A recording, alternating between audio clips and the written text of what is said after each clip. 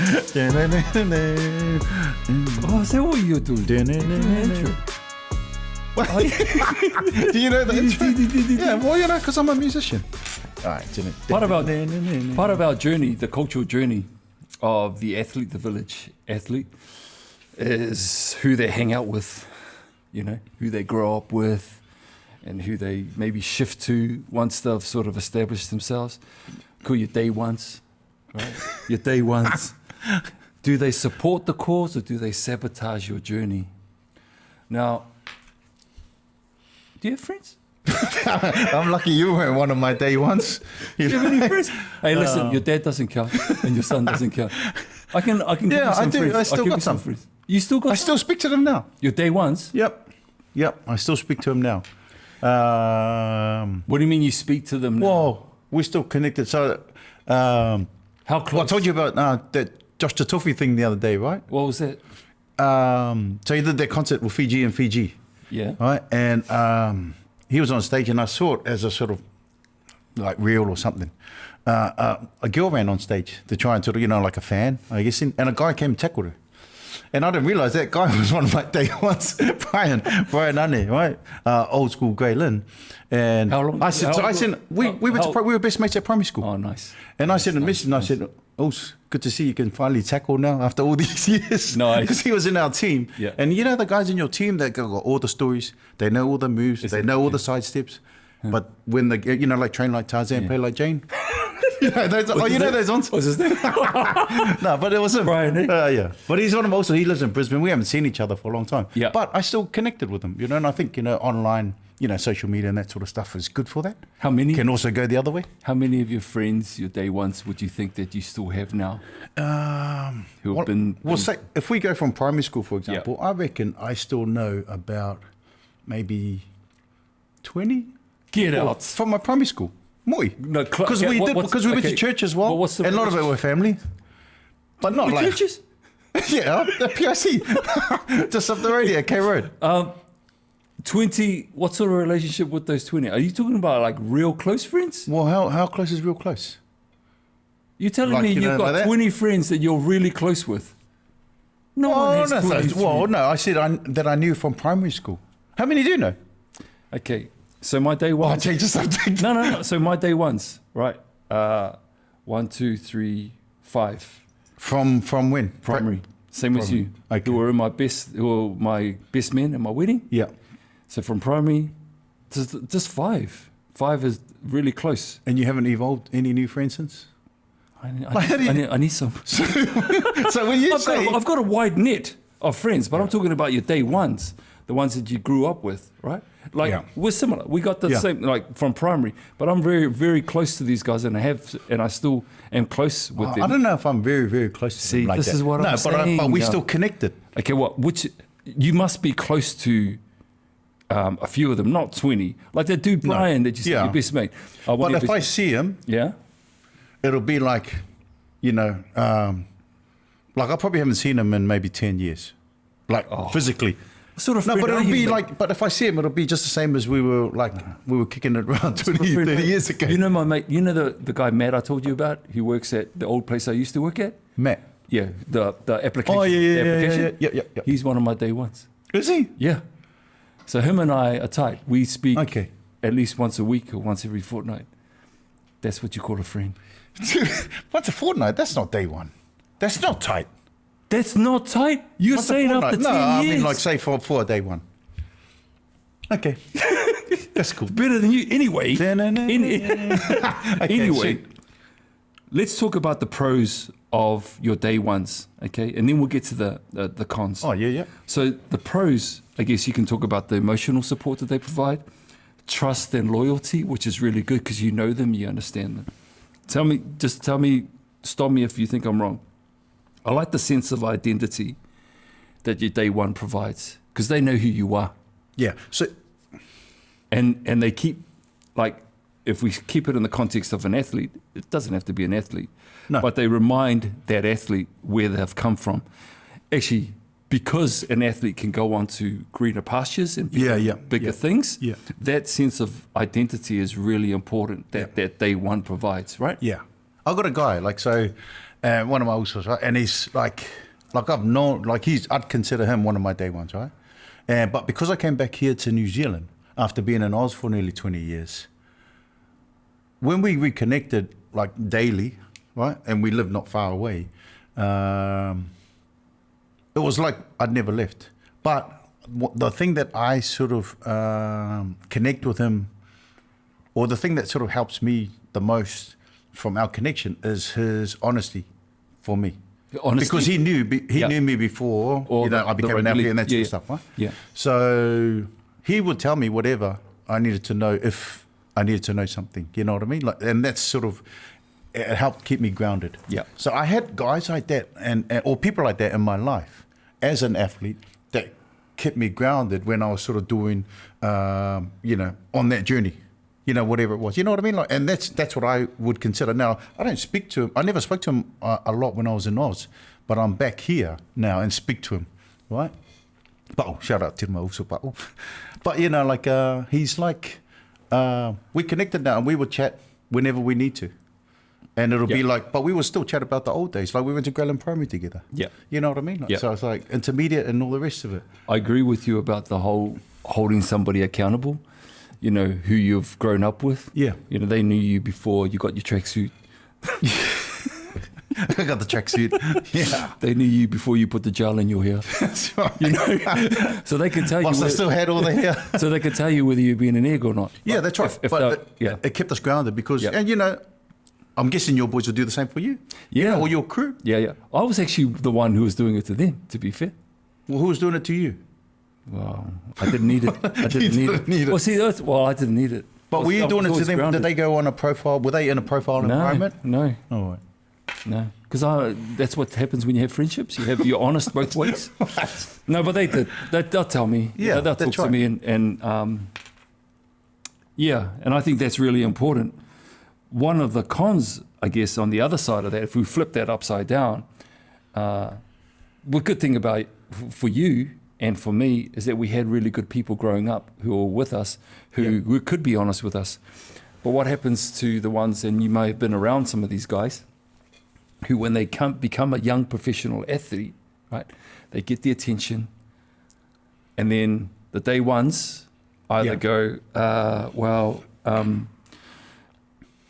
you were there for us before you got your tracksuit.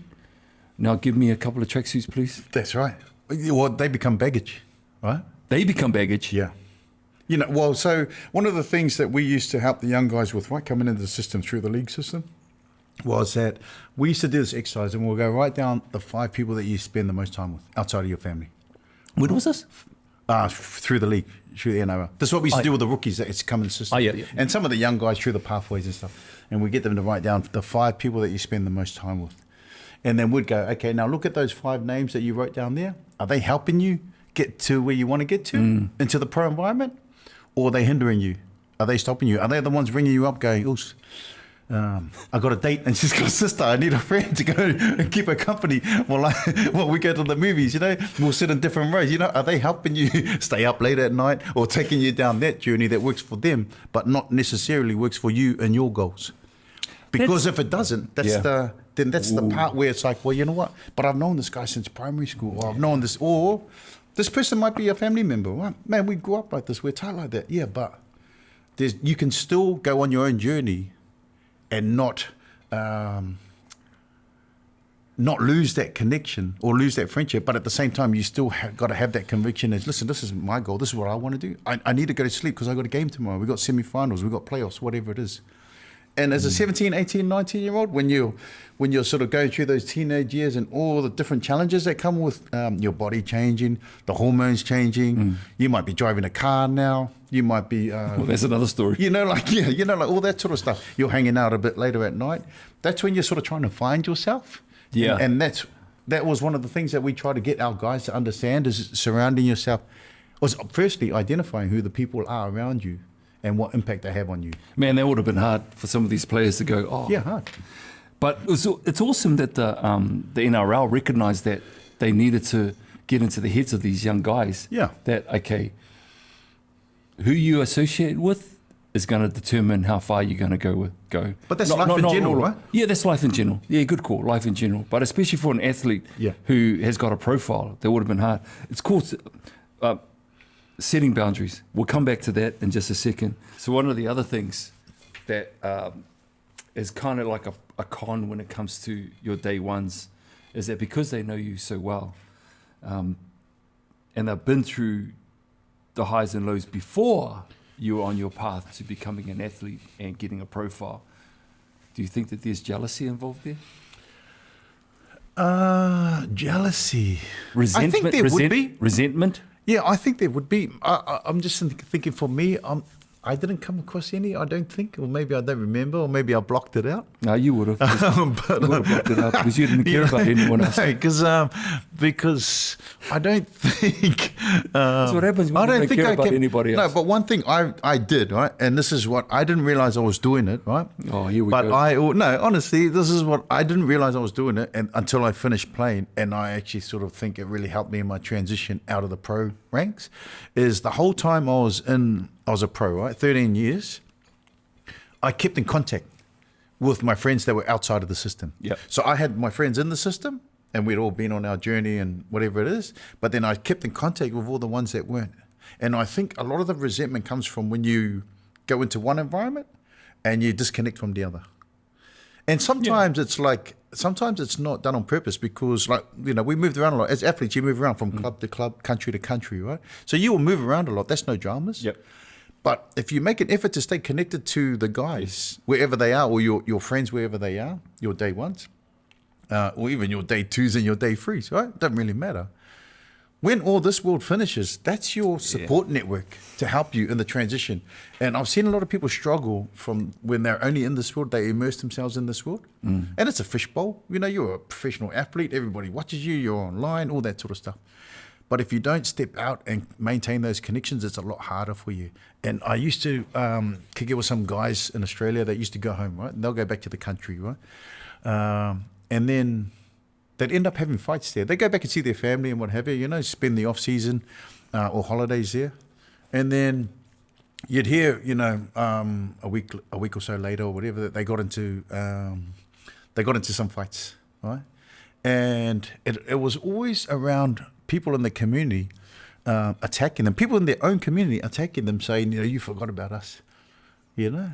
You don't remember us, you're too cool for us, you've changed. Remember those ones? You've changed. Yeah, you remember that? And that line, and we used to play. Yes, I have changed. You've changed. But you know what? If you haven't changed, then have you just wasted, you know, what is it, 10 years, 20 years of your life? So, you know what I mean? It's like, so how do you sort of manage that? And I know a lot of guys, because when you, if you're starting to be training to be an athlete, you've got to go all in. So you're actually quite committed in that world. So you don't really have room to sort of do a lot of the stuff you used to do, but your true day ones will understand that and let you be. Yeah. You know, if they're legit, right? If they're genuine. If there's a bit of jealousy there, they'll hold on to it, and you might come back 5 years later and they'll go, oh, there's Salah. He's got new shoes on. You got new shoes on? Are they new shoes that you got on now? You've changed. Oh, yeah, you know what I mean? Like, oh, no, sweet, no, yeah. So it's like, that world is a real world. I'll tell you what fixes it straight away if you haven't caught up with your mate for 5 years. What? So what do you want for breakfast, mate? Go connect. Go connect with them, man. Go connect with them. Yeah. But that's it. And that's another challenge for an athlete going through a profile environment where a lot of people follow you. You become a role model. A lot of people love you. But you have to make sure that you sort of stay, I think, connected. You disconnect from that world, have the ability to. I'm with you. I think, one, your day ones will understand because you're on a journey and they know who you are. If they're legit, right? If they're legit, right? But also, I think it's good for the person, good for the athlete to stay connected to the friends who aren't connected to the system. Yeah, that's right. Well, did you have it? You would have had it going through your world, right? In the radio and music game? Yeah. And then when, you know, people would say, you've changed, I said, hey, I can't control what I can't control. No. It's healthy for that person to stay connected to what happens in the real world, you know, and keep you grounded, like you said before, like we both talked about. Yeah, but it's not like your world isn't real. It's just different. You know what I mean? Like you say, you know, keep you grounded to the real world, but this is a real world for you. It's just different. Yeah, sure. Yeah. I'm talking about Yeah, okay, that's fair. Yeah. But it's important that these athletes, right, stay connected to. We're talking about your day ones here, and I think going back to what you said at the beginning, when the NRL identified that for some people, for some young players especially, that the people that they associate with their friend circle might be detrimental to their future going forward. So I go back to that and I say, if you're a young athlete, what do you have to do to make sure that you're okay with being honest with those people in your circle to say, hey, I'm on a journey at the moment, boys. This is what it's gonna look like going forward. I'm still here for you, but you might not hear from me for a little bit. I've just got to do this thing over here. I think that's important for people to say. That's right. And I knew, a lot of guys and grew up with a lot of guys that end up in gangs, right? They're still in that sort of world, right? Yeah. But they knew that I was sort of on a different journey and allowed me to be me, and that's their journey, right? It is what it is. You do you, I do me. But there's a mutual sort of understanding and a genuine sort of appreciation, I guess, of, listen, these two worlds are different, so we won't cross over and, try and upset your world so you can be part of ours. What would you say to a young athlete right now who's, on the cusp of kind of making it, and maybe his day ones are kind of a bad influence? Well, because a lot of them are just, that's the conversation you got to have with them, right? You know what I mean? Because if they're legit, if they care about you as a person, as an individual, that's the thing. That's really true, right? Ultimately. But if they really care about you and they're legit like that, or you're right, they just need more numbers for the game. You're right. If they honestly cared about you, I'd like to say that, for the most part, that's going to be an easy conversation. Yeah. But if you're an 18-year-old who's going to try and make it into boy or girl, how do they deal with it? The one who's actually, not the friends, because you're saying the friends, they should be able to say, yep, you're right, because you're my mate, and I love you, and I want you to go and be successful. Yeah. So who initiates that conversation though? Because the 18-year-old, be the athlete, because they have to take control of their own life, right? And if you're going to come in, if that's your goal is to be an athlete, then you have to make those sacrifices. And some of the sacrifices, and it's not just training and going to bed early and eating the right food. Some of those sacrifices is also the people that you hang out with. Yeah, absolutely. And instead of hanging out with them every day, you might pull it back to once a week, because the other days you're training and you're doing extra training. So the time changes, right? The time that you sort of spend in this environment as opposed to what you used to, because you want to actually allocate your time here. You prioritize your time in an area that gets you where you want to go, right? You know who's really good at seeing who's good for you? What? Your parents. Yeah. Well, I mean, well, but that depends, Well, but if it happens, your mum and dad, they see their son or their daughter, and they know they're on this journey to becoming an athlete and being a really good one, and they know, they've got a sense that the person, a couple of people they're hanging out with, aren't good for them, or they believe that. That could also be a little bit an interesting chat. Yeah, that's right. And parents are always, always, but for the most part, most parents want the best for their kids, regardless of what environment they're in, right? So, but I think it's an individual thing. If you're 18, kids are pros at 18 these days in a lot of different sports. So you actually need to sort of decide it at probably 15 and 16. Yeah, that's easier said though, Nigel. I know it's easier said, but if you want to be an elite athlete, that's what you have to do. Bottom line.